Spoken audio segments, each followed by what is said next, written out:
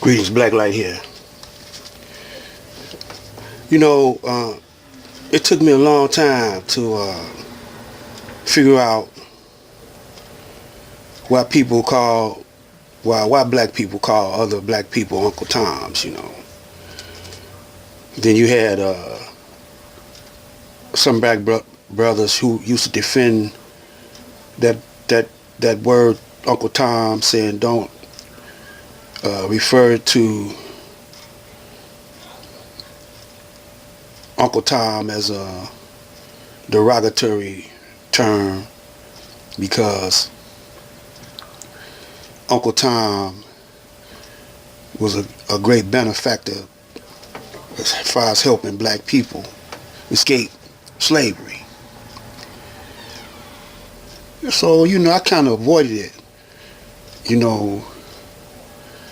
until recently. I didn't refer to black people as Toms. And then I heard Don Elijah Muhammad refer to Uncle Toms. Now I know why. See, Uncle Tom is a brother that's on the inside circle, or one of the inside circles, because there's many circles, of the Caucasian slave master. And the slave master set him up, living pretty good. So he draws his money from, or his paycheck from, the slave master. The slave master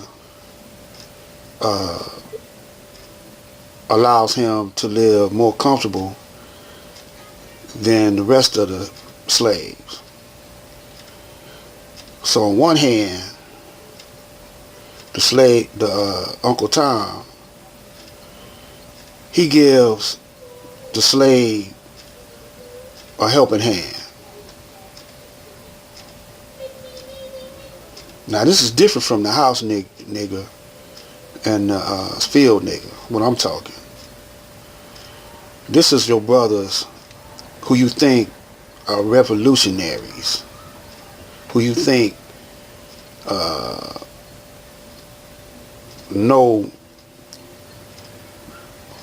have a lot of knowledge.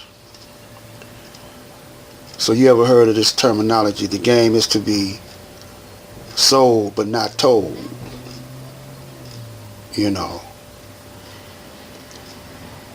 Anytime you hear a brother saying that, he's the left hand of the slave master. On one hand, it appears that he gives you some knowledge on how to free yourself, or he try to help you be free, but you got to pay. So not only is he getting paid by the master, he's getting paid by you. But instead of him taking that money, because he getting two paychecks, one from the master and one from his people he's supposed to be helping.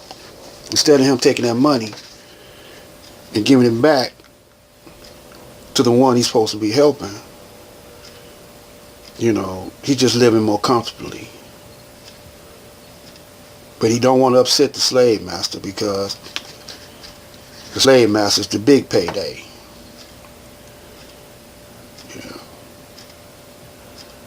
I mean, it's a steady big payday. It's steady too. The slaves, when they pay, it's sporadic, here and there. So, in one way he's helping you, in another way he's holding you back. So, we got a lot of that going on now. So now I know what Uncle Tom really means. So we got a lot of Uncle Tom. Now that's different from a coon, you know, and buck dancing and all like that. Those are not Uncle Toms. Those are just clowns, you know. You know, they just entertainment to distract you from the real deal, see. So we reading from this Constitution, right? To coin money regulated the value of foreign coin and fixed the standard of weights and measures. This is section 8. And this section right here, to coin money, tells you that money was of weight and measure. Gold dust, you know, coins that weigh. So that's when, around that time is when the United States, as was first designed by the Constitution, started being corrupt by the bankers. You know, the bankers started stealing from those who would deposit their gold dust and their coins and nuggets into the storehouse. In exchange, they would give them some receipts. Call that money, but really they was receipts. They were holding receipts where they was holding money, you know.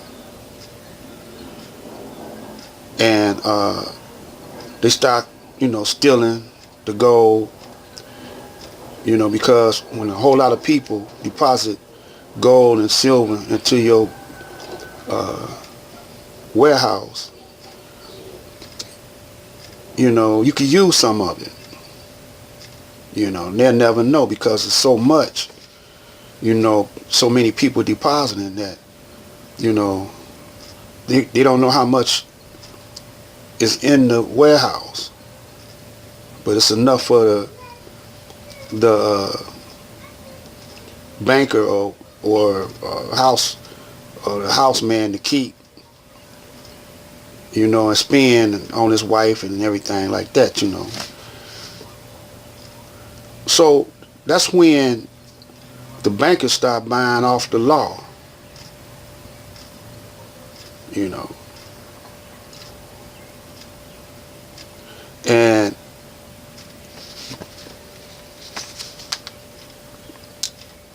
another part of this Constitution, to provide for organizing, arming, and disciplining the militia, and for governing such parts of them as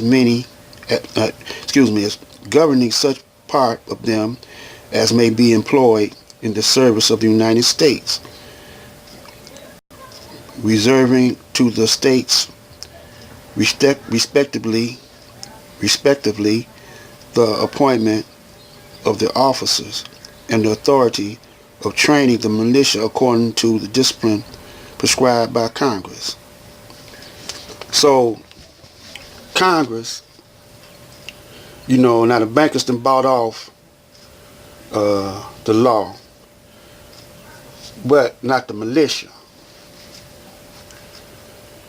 So the militia always was staying intact, you know, and so your local law enforcement was, you know, really paid off by the bankers, by the rich cattlemen and the rich people were controlling the law. They was controlling the mayors, the governors, you know. They were being bought off. And so around 1913, you know, the big buy-off came when, over on Jekyll's Island, when you got the Federal Reserve, you know, that's when they took over. So the militia, you know, after a while, you know, they started getting hip to the game. And so the United States made the militia the enemy, giving the militia bad press, you know, making them out to be the villains, you know, because really, Constitution gives them the authority over the army, give them authority over your policemen and everybody. You see what I'm saying? So Timothy McVeigh and all them other cats like that was trying to fight against the federal government, but they had to go and hide, and they had to go underground. In the meantime, foreign powers came and took over. So you got this movie, Red, I think, that with young Patrick Swayze in it, and what's that guy on 2.5 Men? What's her name? Oh, Charlie Sheen. He was in it, and it was a silent takeover. And these were some young teenagers fighting this foreign power that took over the United States and put their mothers and fathers and parents and relatives all in the concentration camps. And they were the only, they call themselves the Wolverines, they were the only fighting force to try to defend the American. And they did a pretty good job, you know, on that movie. So they was warning the American people, those who want to listen and hear what was going down, you know. It's been a silent takeover. You got Nazis over here controlling things, and because on the movie it was the Russians and Puerto Ricans, or the South Americans, you know, that were taking over America, Cubans or whatever, you know. And so that movie was meant to throw you off, you know, but actually the takeover came from the inside.